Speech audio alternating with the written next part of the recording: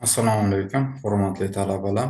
Bugun sizlar bilan bog'liq falsafasi, ya'ni ontologiya hamda rivojlanish nazariyasi dialektikani ikkinchi qismini ko'rib o'tamiz. Mavzu mobaynida dialektikani mazmun mohiyati haqida, obyektiv hamda subyektiv dialektika haqida hamda dialektika hamda metafizika haqida gaplashib o'tamiz. Birinchi navbatda aytib o'tishimiz kerakki, albatta dialektika yunoncha so'zdan olingan bo'lib, suhbat olib borish, bahslashuv degan ma'noni anglatadiki, e'tibor qaratadigan bo'lsak, odatda nafaqat qadimgi davrda, balki bugungi kunga qadar ham dialektika mavjud hisoblanadi. Ya'ni insonlar albatta doimiy ravishda bir-biri bilan suhbatlashadi. Bu suhbat jarayonida o'z-o'zidan bahslashuv jarayoni vujudga keladiki, bunda aynan falsafada bir o'ziga xos bir oqim sifatida bu narsa ko'zga tashlanganki, birinchi navbatda aynan mana shu jarayonda demak, har bir insonni o'ziga xos yondashuv jihati bor. Bunda kimdir masalan madaniyat bilan yoki bir fan taraqqiyotini ma'lum bir yutuqlarni yoki ma'lum bir asoslar bilan gapiradigan bo'lsa, ikkinchi tomon esa albatta o'zini xuddi shu jihatlar bilan oqlashga harakat qiladiki, ikkinchi tomondan qaraydigan bo'lsak, dialektika ta'limotida ham uch xil tarixiy ko'rinish mavjud. Bunda stixiyali dialektika hamda idealistik dialektika hamda materialistik dialektika deb ataladi. Uchinchidan qaraydigan bo'lsak, dialektikada demak, insonni tafakkurini shunday bir jihatlari ko'rsatiladiki, bunda aynan gaplashilayotgan paytda ma'lum bir qarama-qarshiliklar yoki ma'lum bir mana shu suhbat jarayonida taqozo qiladigan munosabatlar paydo bo'ladiki, mana shu munosabatlar jarayonida kimdir masalan bir-biri bilan to'g'ri tushunadigan bo'lsa, kelishib ketadigan bo'lsa, ba'zi bir hollarda esa bu o'ziga xos bir ziddiyatning kelib chiqishiga sabab bo'ladi. Metafizika aynan grekcha so'zdan olingan bo'lib, fizikadan keyin degan ma'noni anglatadi.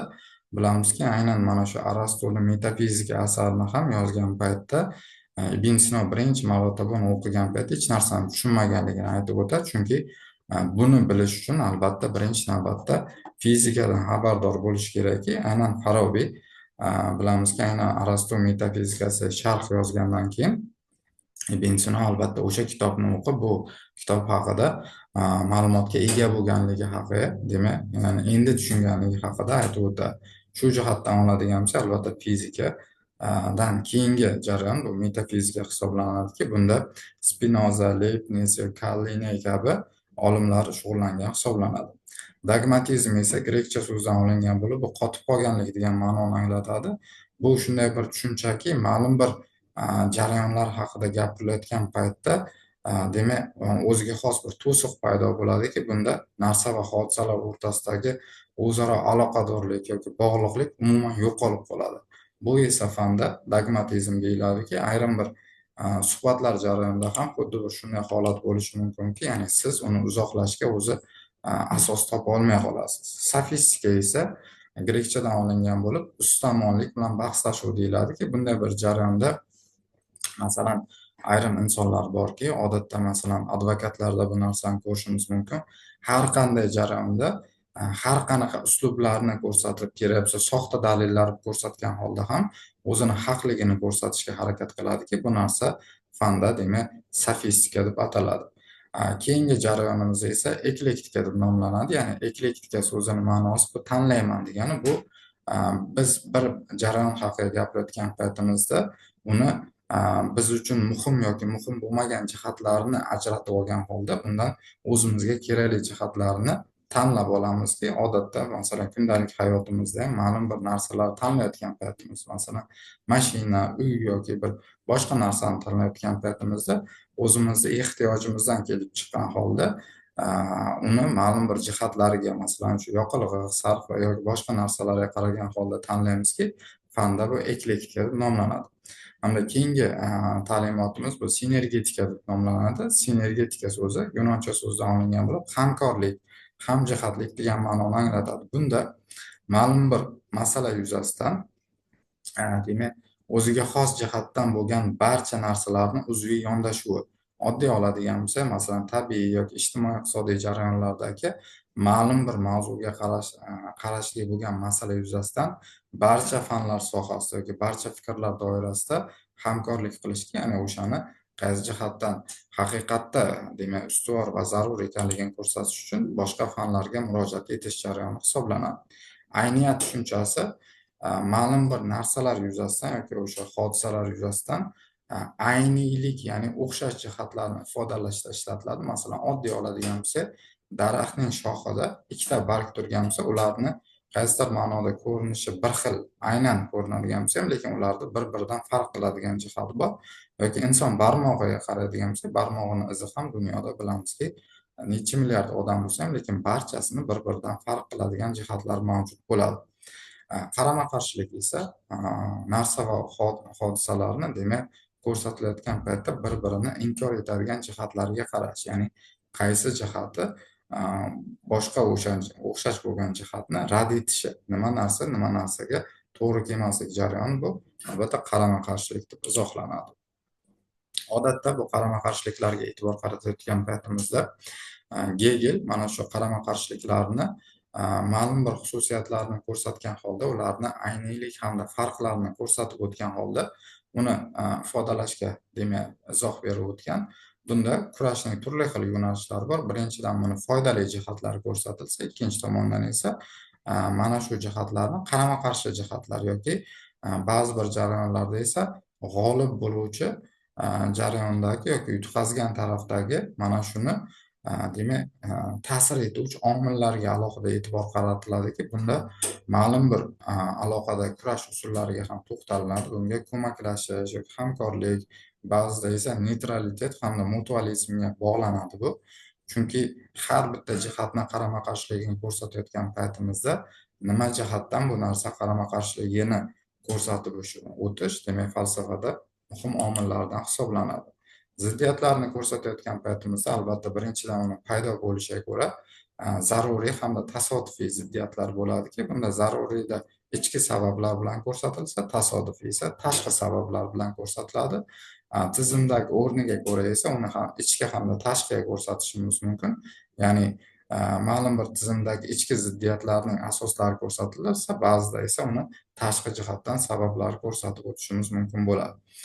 Taraqqiyotdagi roliga ko'ra esa uni asosiy hamda asosiy bo'lmagan jihatlarga to'xtalinadiki, har bir narsada albatta ziddiyatni ko'rsatilayotgan paytda mana shu jihatlarga alohida e'tibor qaratish demak bu ziddiyatni haqiqiy me'yorlari hamda haqiqiy ustuvor jihatlarini ko'rsatib o'tadi. Miqdoriy o'zgarishlarni ko'rsatayotgan paytimizda albatta uni ma'lum bir sifatlariga ham yoki ma'lum bir me'yorlarga ham e'tibor qaratishimiz zarurki, aynan mana shu omillargina bu miqdoriy xususiyatlarni haqiqiy foydali jihatini aniqlab olishimizda bizga o'ziga xos bir uslub sifatida foyda beruvchi omil hisoblanadiki, bunda albatta birinchi navbatda me'yorga e'tibor qaratishimiz kerak. Chunki har bitta miqdor hamda sifatni ko'rsatayotgan paytimizda o'sha narsani ma'lum bir me'yorga tushadimi, yo'qmi?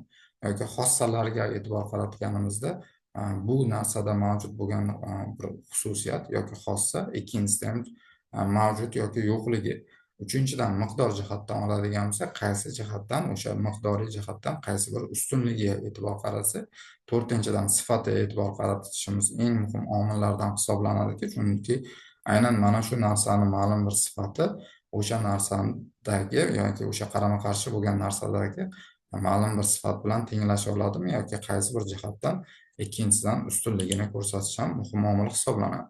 Sakrash ham albatta falsafadagi ma'lum bir sifatdan sifatga o'tish jarayonidagi holat hisoblanadiki, bunda ma'lum bir jarayonlarni o'zgaruvchanlik xususiyatiga e'tibor qaratgan holda, ya'ni qay darajada harakatlanishi, masalan, jadalmi, sustmi yoki ikkinchi jihatdan buni boshqa xususiyatiga e'tibor qaratadigan bo'lsa, bundagi qay darajada, masalan, bir karralimi, ko'p karralimi, oddiy masalan mashinalarga hozirgi kunda e'tibor qaratadigan bo'lsa, insonlar tomonidan elektromobil olsammi yoki yoqilg'ili olsammi degan narsa bo'layotgan paytda mana shunday bir jarayonlarga e'tibor qaratiladi. Ya'ni nimalari bilan bir-biridan ustun, narx masalan deyarli bir xil bo'lsa yoki chuqurlik darajasiga ko'ra, ya'ni qismangina bir-biridan farq qiladimi yoki to'liq bir-biridan farq qiladimi, hamda yo'nalishiga ko'ra esa bularni progressiv, regressiv yoki yo'nalishsiz ko'rsatishimiz mumkinki, ya'ni bu doimiy ravishda shunday bo'ladimi yoki ma'lum bir vaqtda shunaqa bo'ladimi degan masalalar ko'rsatiladi.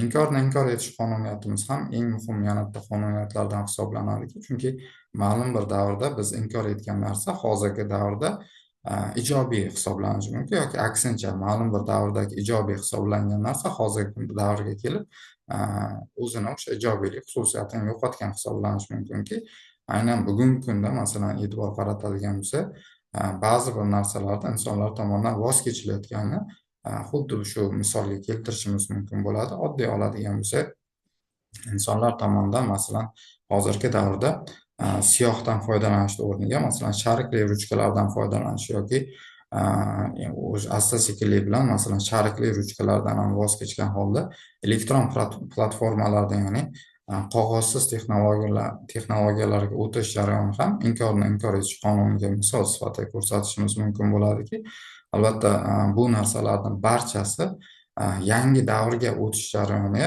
o'sha eski ma'lum bir davrda ko'rsatilgan xususiyatlarni solishtirgan holda aniqlanadigan omillar hisoblanadi. Mavzumiz haqida yana keyingi darslarimizda davom ettiramiz. Keyingi darsda ko'rishguncha sog' bo'linglar.